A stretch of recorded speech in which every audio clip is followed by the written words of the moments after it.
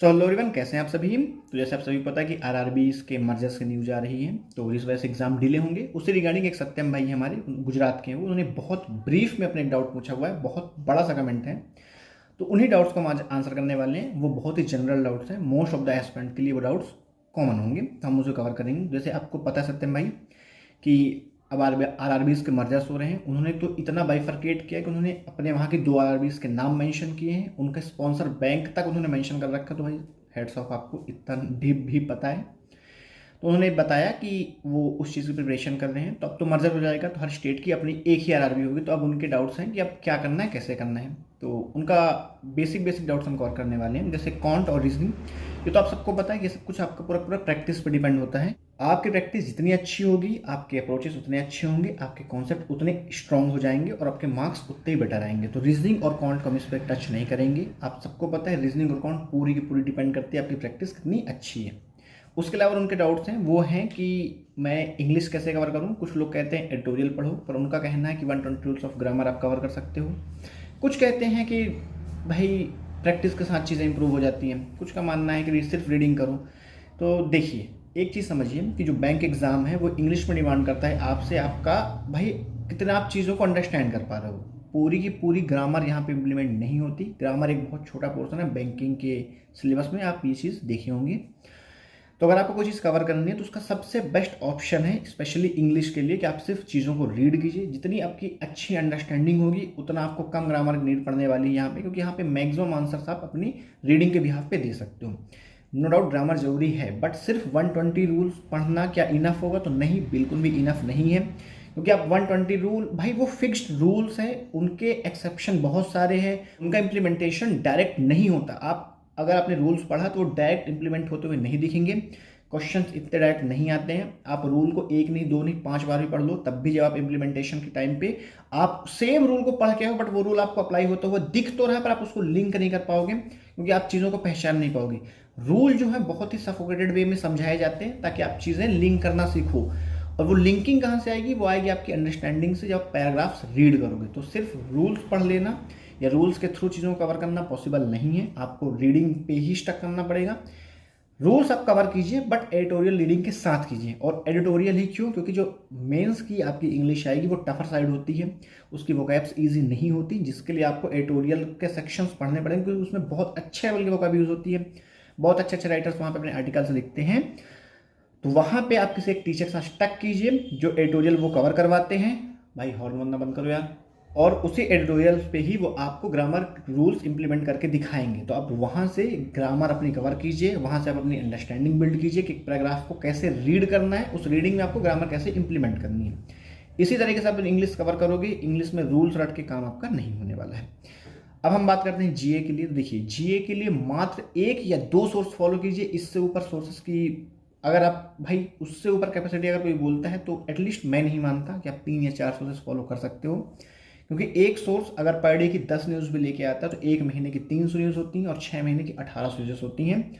और अगर कोई ये क्लेम कर रहा है कि नहीं मैं 1800 न्यूज़ याद रख सकता हूँ, तो भाई वो आपको बेवकूफ़ बना रहा है। कोई ऐसा पर्सन नहीं है जो 1800 न्यूज़ को एकदम डीपली याद रखे। पॉसिबल नहीं है, प्रैक्टिकली पॉसिबल नहीं है ये बात आप जितना जल्दी समझोगे उतना बेटर होगा आपके लिए, आपकी प्रिपरेशन जर्नी के लिए। तो अगर आपको करंट अफेयर कवर करना है तो एक आपका प्राइमरी टीचर रखिए जिससे आप डेली बेसिस पे, वीकली बेसिस पे, मंथली बेसिस पे चीज़ें कवर करेंगे। एक सेकेंडरी टीचर रखिए या सेकेंडरी सोर्स रखिए जहां से आप मंथली और वीकली बेसिस पे चीज़ें कवर करेंगे। एक चीज़ समझो भाई, करंट अफेयर समंदर है। आप पूरा समंदर कितना भी पढ़ लो, कितनी भी कोशिश कर लो, जितनी गहराइयों में आप जाओगे वो कम ही है। तो आप पूरा समंदर कभी नहीं नाप सकते, ये बात कड़वी है पर सच भी यही है। आप उससे बाल्टी भर की चीज़ें लेनी है जो आपके काम आए। क्योंकि आप भाई 30-40 स्कोर करना, अगर कोई बोल रहा है कि मैंने किया हुआ है, भाई वो सिर्फ लक की बात है। अगर एग्जामिनर चाहता है कि आप मार्क्स स्कोर करें तो आपसे सवाल ये पूछेगा भाई अपने आप मामा का नाम बता दो। अगर वो नहीं चाहता कि आप स्कोर करें तो वो बोलेगा कि एक काम करो आप मेरे मामा का नाम बताओ। तो फिर वही वाली बात है, आप कितना भी हाथ पैर मारो आपको उसके मामा का नाम नहीं पता। तो सब कुछ डिपेंड करता है एग्जामिनर क्या चाहता है। एसबीआई क्लर्क में सबसे बेस्ट एग्जाम्पल है। मैंने ऐसे ऐसे पर्सन्स देखे हैं जो 8-8 9 महीने के बहुत थॉरली पढ़ के गए थे, 10-12 क्वेश्चन से ज़्यादा अटेम्प्ट वो नहीं ले पाए हैं। क्योंकि एसबीआई क्लर्क एक बहुत ही प्रीमियम लेवल का जीए पूछा भाई उसने। और प्रीमियम क्या भाई, उसने पता नहीं कहाँ से पूछा, क्योंकि करंट अफेयर बहुत वास्ट है। तो उसके लिए आप कुछ भी नहीं कर सकते। तो आप सिर्फ 2 ही सोर्सेज पर स्टक कीजिए। उन्हीं के मल्टीपल रिवीजन कीजिए। अगर करंट अफेयर्स आपको आनी होगी तो 2 सोर्सेस मोर देन इनफ होते हैं। नहीं आना हो तो अब 10 सोर्सेस पढ़ लो तो भी नहीं आएगा। क्लेम बहुत लोग करते हैं। अब आप खुद सोचो, एक दिन में कोई टीचर आपको 50 न्यूज़ करवा दे और फिर वो बोले कि मेरी तो 100% फंसा भाई, अब लेकिन प्रैक्टिकल याद कर पाओगे डेली की 50 न्यूज़? नहीं। तो कोई जेन्युइन टीचर पकड़िए जो आपको मैक्सिमम मोस्ट इंपॉर्टेंट न्यूज़ को ही डेली करवाए और आप उसी का मल्टीपल रिवीजन कीजिए। और एक चीज़ और मिथ है कि क्विज लगाइए, वो आपके डेली बेसिस पे करंट अफेयर को रिवाइज करना, उसको रिटेन करना आपके लिए प्रैक्टिकली पॉसिबल करता है। बिल्कुल क्विज प्रैक्टिकली पॉसिबल करता है कि आप चीज़ों को रिटेन कर पाएंगे। पर आप समझो, अगर आपने प्लेटफॉर्म ए से ही करंट अफेयर पढ़ा है और उसी के आपने क्विज लगाए हैं, तो आप जिस टीचर ने करंट अफेयर पढ़ाया उसने क्विज डिज़ाइन किया, तो आपको वहाँ पे अच्छे खासे नंबर मिल जाते हैं। लेकिन अगर आपने टीचर ए से पढ़ा और टीचर बी से जाके आपने क्विज लगाया तो आपके मार्क्स कभी नहीं आएंगे, क्योंकि उन्होंने किसी और तरीके से चीज़ों को पढ़ाया है और उन्होंने किसी और तरीके से आपके क्विज डिज़ाइन किए हैं। तो क्विज वगैरह ठीक है, बट मैं उसको बहुत ज़्यादा वर्थ इट नहीं मानता। इसलिए आप अपने जो सेल्फ हैंडेड नोट्स बनाएंगे उसी से रिवीजन कीजिएगा। अब हम बात करते हैं न्यूज़ेस का। आपने बाइफर्केशन पूछा हुआ था कि कैसे पढ़ना है, तो देखिए ये बता पाना बहुत मुश्किल है कि आप न्यूज़ कैसे पढ़ोगे। मैं आपको कुछ सेक्शन बताता हूँ जिसको आप प्रायोरिटी पर रखिएगा, बाकी चीज़ें आप अपने हिसाब से कर सकते हैं। तो जब आप न्यूज़ेस पढ़ेंगे तो सबसे पहले आरबीआई की न्यूज़ आपको कवर करनी है, आपको उसके बाद आपकी बैंकिंग की न्यूज़ कवर करनी है, फिर आपको नेशनल, फिर इंटरनेशनल। ये 4 सेक्शन जो आपका है, आप सबसे पहले इनको कवर करेंगे। उसके बाद अगर बीच में बजट आता है तो आप बजट कवर करेंगे, कोई स्कीम आती है आप स्कीम कवर करेंगे। उसके बाद की चीज़ें आप अपने लेवल से जैसा आपको ठीक लगे वैसा आप कवर कर सकते हैं। बट ये 5-6 सेक्शंस हैं जिनको आप प्रायोरिटी लिस्ट पर रखिएगा। सबसे पहले इन पे फोकस कीजिएगा, बाकी को बाद में। उसके बाद आपने पूछा था हिंदी लूँ या इंग्लिश लूँ, तो देखिए ये चीज़ डिपेंड करती है पर्सन टू पर्सन। जिसकी हिंदी अच्छी है वो हिंदी ले, जिसकी इंग्लिश अच्छी है वो इंग्लिश ले, क्योंकि ये पेपर जो है आपको फ्लेक्सिबिलिटी देता है हिंदी और इंग्लिश चूज़ करने की।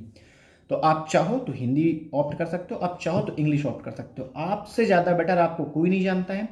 कोई दूसरा आपको ये नहीं बता सकता कि आपको हिंदी लेनी चाहिए कि आपको इंग्लिश। जैसे मेरा मीडियम हिंदी रहा है, मेरी पूरी की पूरी ग्रेजुएशन हिंदी में हुई है, तो मैं हिंदी पे बहुत कंफर्टेबल हूँ रेदर देन इंग्लिश। तो मैं हिंदी लूँगा इस एग्ज़ाम के लिए, क्योंकि मेरे पास ऑप्शन है।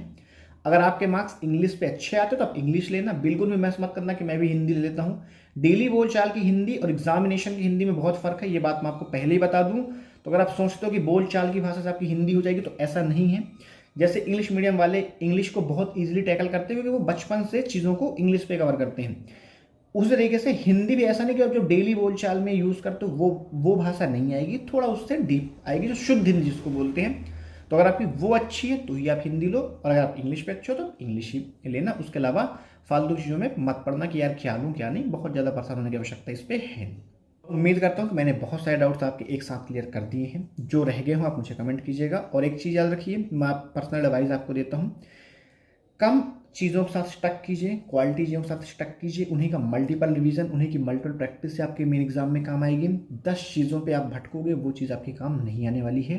तो आप जब भी चीज़ों को पढ़ें तो रिसोर्सेज को बहुत सीमित रखिए, बहुत लिमिटेड रिसोर्सेज रखिए, उन्हीं का मल्टीपल रिवीजन दीजिए। बहुत सारे रिसोर्स गैदर करके अगर आप उसको रिवीजन नहीं कर पाओ तो वो आपके लिए वर्थलेस हो जाएगा।